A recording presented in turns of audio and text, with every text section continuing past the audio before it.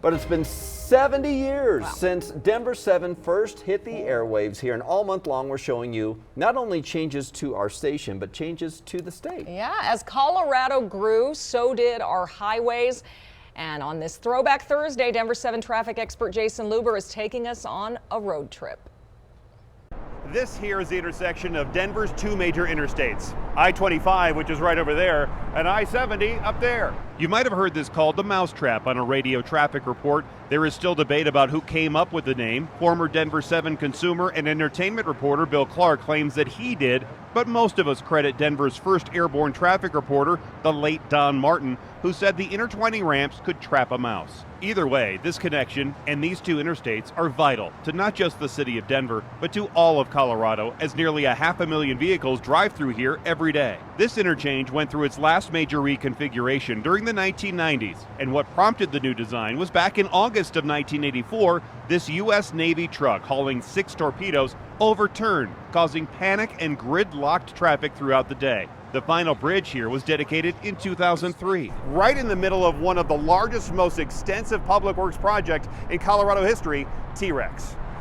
I'm standing on the Union Bridge right over top of I-25 on the north side of the Denver Tech Center, and one of the most important and dramatic changes to I-25 happened along here. TRex was the nickname for the Transportation Expansion Project, and it wasn't just about widening and modernizing I-25 and that section of I-225 up to Parker Road. It was also about expanding the light rail system between downtown Denver and the Denver Tech Center. See, the volume of traffic here was predicted to exceed its maximum capacity, and it was feared the freeway would be near gridlock most of the day. And I can tell you, watching it from the traffic helicopter, there were days that I reported on solid stop-and-go traffic. But some of my strongest memories were the times I-25 would flood under Logan Street. It happened so often we used to call it Lake Logan. One particularly bad flood happened right during TRex construction, trapping drivers who had to be rescued. Thanks to improved drainage, flooding really doesn't happen here anymore. TRex took 5 years to complete, finally finished back in 2006, and now, 17 years later, I-25 near Bellevue here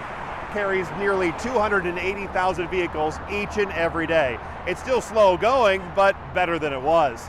Heading from here south down I-25, we go down to Douglas County to another major change of I-25. I'm now driving south of Castle Rock in an area nicknamed The Gap, because until last year, it was still just 2 lanes between here and Monument and remained relatively unchanged since it was originally built at about the same time Denver7 signed on the air in the 1950s. I'm now standing in one of the most unique parts of this project, one of several tunnels built under I-25. You won't see any cars or bikes or people walking through here. This tunnel is used exclusively for the wildlife that lives and migrates through this area. This tunnel is helping to eliminate the numerous collisions that were all too common between vehicles and elk, deer, and even bear. However, with wider and more comfortable lanes, drivers have felt more aggressive, going faster than ever, with speeds now averaging well over 80 miles an hour. We now go from the Gap up to the Cover on the north side of downtown Denver.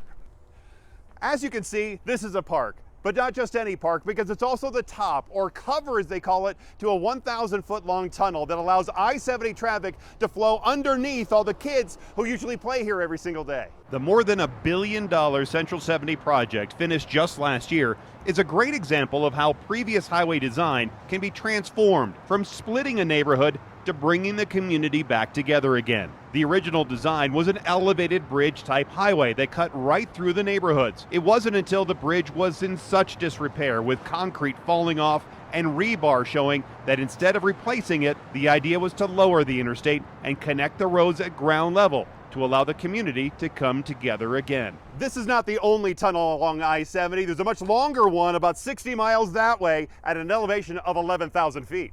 I'm now here west of Denver at one of 2 major accomplishments of I-70 in the Colorado Mountains. We call these the EJMT, the Eisenhower Johnson Memorial Tunnels. It's not an understatement to say that these tunnels, cut under the Continental Divide, are the primary link to the east and west sides of Colorado, allowing nearly 40,000 vehicles, including thousands of delivery trucks, to easily roll through here every single day.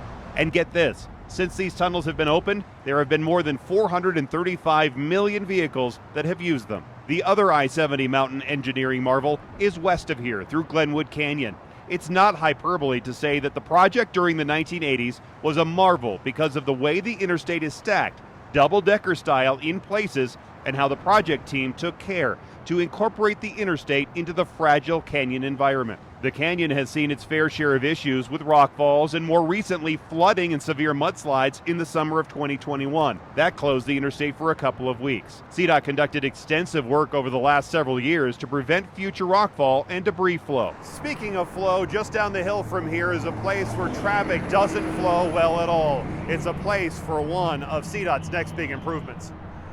I'm now standing at the top of Floyd Hill, a little bit east of Idaho Springs and a little bit west of Evergreen. The place was named for Merrill Floyd, who had a ranch up here and also owned the Clear Creek Wagon Road Company, who built the original road up in this area. Anyone who has tried to go skiing in the winter knows this hill all too well. Sitting here for what feels like hours. This $700 million project will reshape the look of this 8-mile section of I-70 that connects the mountains to Metro Denver. This area was in desperate need of an upgrade, not to mention the hill on the south side of I-70 was slowly sliding down. The additional lane here will be a tolled express lane, like what we've seen constructed on most other metro area highways. And one interesting part of the changes here will be an elevated highway deck similar to I-70 in Glenwood Canyon. CDOT says this project should take about 5 years to complete, and when done, should immediately alleviate the nearly stop-and-go traffic that we see here just about every single weekend. Speaking of stop and go, another busy area is in northern Colorado, up in the northern Front Range, where growth is exploding.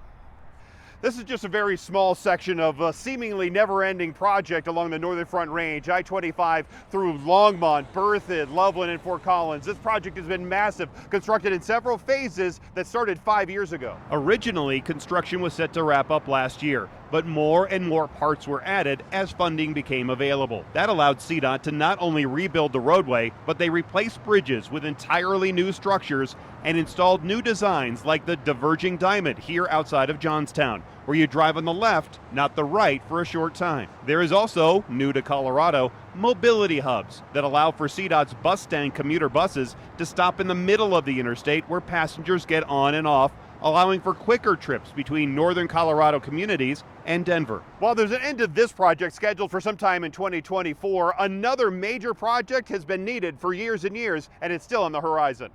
As we look to the future of metro area improvements, we need to not look any farther than right here. I'm standing in the next major corridor to be reworked. This is I-270. It's a short segment of interstate that connects our two major interstates, I-70 and I-25, through Commerce City. This interstate is always busy, even during the pandemic. This was the first segment of roadway to get back to nearly normal levels of traffic. CDOT is looking to the future of 270 by adding an express lane, replacing nearly a dozen bridges, and reworking the main interchange at Vasquez. People ask me all the time, what's the future of transportation over the next 25 or 50 years? Self-driving cars? Flying cars?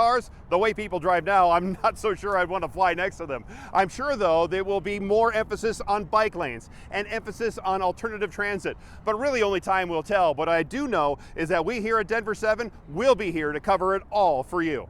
Jayson Luber, Denver 7. Our traffic expert. Hopefully, no one knows transportation better than he does. Yeah. That was a lot of travel, a lot of miles he put on that car. All right, our birthday celebration continues online at denver7.com/70. There is some really great old video here, old pictures. You can see the major stories we've covered over the decades and the people both in front of and behind the camera.